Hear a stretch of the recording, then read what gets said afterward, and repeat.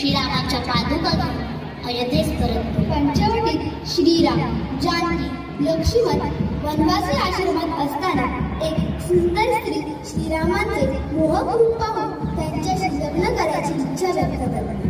पण श्रीराम तिला आपण एक पत्नी व्रती झाले असल्याचे सांगून लक्ष्मणाकडे पाठवले. पण लक्ष्मणही नकार देते आणि ते संतापून सीताबाईच्या अंगावर धावून जातात. त्या क्षणी लक्ष्मण तिचे नाक व कान कापून तिला धडा शिकवतो. अरे रे, ही तर लंकाधिपती रावणाची बहीण शूर्पणखा.